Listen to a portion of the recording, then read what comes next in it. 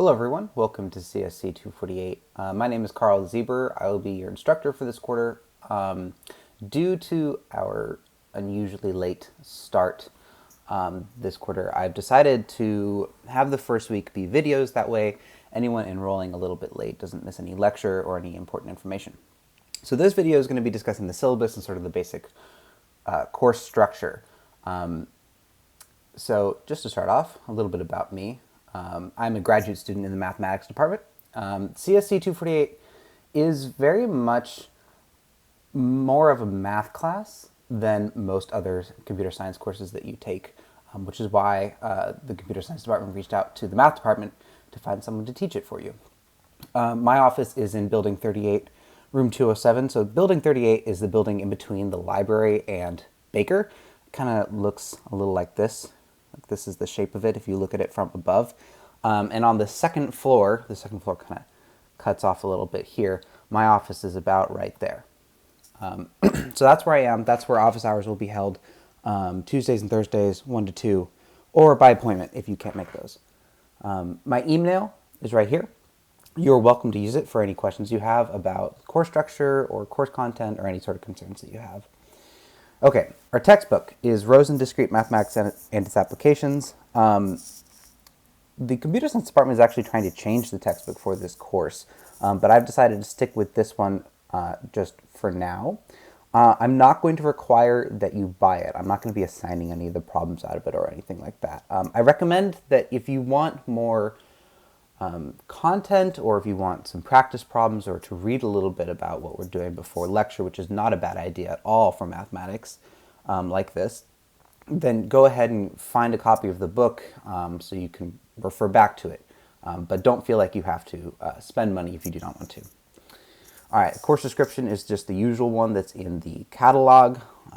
We're going to be doing logic, sets, proofs, and that kind of stuff. Grading policy. Homework, 25%. Midterms 1 and 2, 20% each. Finals, 30%. All of that's pretty standard stuff. Scribe work is a little bit different, and I'm sort of trying it out this quarter. And we'll talk about that in just a second. Usual letter grades, 9 and above is an A, 10% below that to B, etc., etc. I'm not the biggest fan of plus-minus grading. I may use it at the very end of the quarter to sort of if a student is really, really close to another letter grade, I may use the plus-minus grading to sort of bump them up. But in general, this is the grading scale that I like to follow. Okay, the scribe work thing. Because of COVID and just in this day and age, a lot of people end up missing class occasionally, and it's nice to have materials to refer back to so you don't fall behind on the lecture and such. So scribe work is where you're going to sign up for a lecture session, and you're going to take good detailed notes just in lecture, whatever comes up, and then after that you're going to type them up in LaTeX, which is preferred because that's sort of like the industry standard for typing mathematics, or you can also use a Word-like document if you'd like, and then to post that PDF to our course canvas by midnight the following day.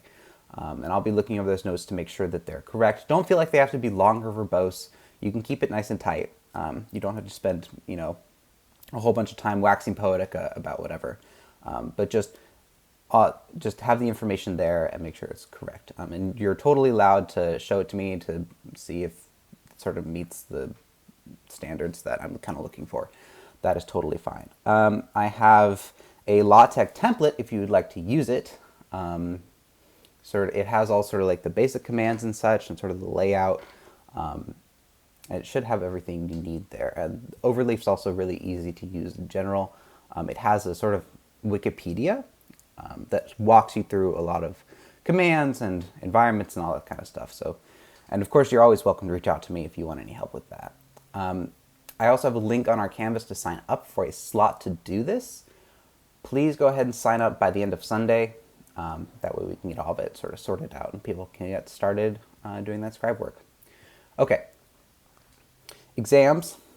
I already picked the exam time, so these are when our midterms and final will be. So our midterm is April 21st. I think that's the Thursday week 4, and then midterms the Thursday of week 8, and then our final is just the standard final time that the university assigns us.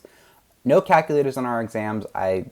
There's calculators don't even really help you for this kind of mathematics, so it shouldn't be too much of a hindrance at all. The mental maths can be pretty straightforward for these things.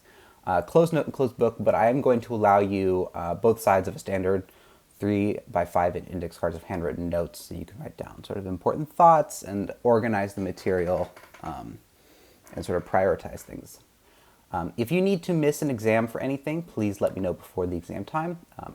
I can schedule makeups, but it's much easier to schedule a makeup exam if I know beforehand. Okay, homework will be roughly weekly and will be collected on Canvas. Just turn it into a single PDF file. You can handwrite it if you would like, but if you are more of a typing person, this may be a good opportunity to practice your LaTeX skills. So Overleaf is that same service that the Scribework template is on. It's free. It's really easy to use. I've really enjoyed using it. So that's what I would recommend, but you do not have to do it. You are more than welcome to handwrite or type it up in something else and turn it in that way. You can email me homework in case of extenuating circumstances, but I do prefer Canvas. Late homework will lose 1 point for each day it's late, so you can turn in late work, but there might be a penalty. If for some reason something has come up where you know you'll turn the homework in late, and it's like a reasonable excuse, just go ahead and email me, let me know, and we might be able to waive that late penalty for you, depending on whatever the circumstances. So just go ahead and communicate with me and we can work something out. Homework will be 20 points, and what I'll do is I'll pick a few problems like after everyone's turned them in and just grade those based on accuracy. I won't grade the whole thing, but I'll grade a few selected problems. Office hours. If you do have any questions about the course, and this kind of math has an incredibly steep learning curve, so I do recommend you come to office hours to sort of talk it out and sort of organize everything in your brain. That's what office hours are for. Don't feel like you're inconveniencing me by showing up. I love chatting to students in office hours, so they're there for you to use, and I encourage you to utilize your resources to their fullest extent. The last page of the syllabus is the standard academic misconduct. Cheating is bad.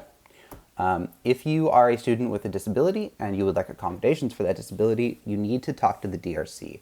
I'm not allowed to accommodate anything unless the DRC gives me express permission to do so. So if you would like accommodations, you just got to go talk to them, and they'll help you sort it out. Diversity and inclusion. We want to make sure everyone feels accepted. The usual stuff. And last but not least, I would like to acknowledge that Cal Poly is built on native land that belongs to the Yaktichu Yaktilhini Northern Chumash tribe. I recognize that this institution resides in Tilhini, the place of the full moon, and I gratefully acknowledge, respect, and thank the Yaktichu Yaktilhini in whose homelands we are guests. Okay, that basically sums up the syllabus. Again, if you have any questions at all, or if anything wasn't clear, please feel free to email me or stop by either of my office hours. And I look forward to seeing you in class.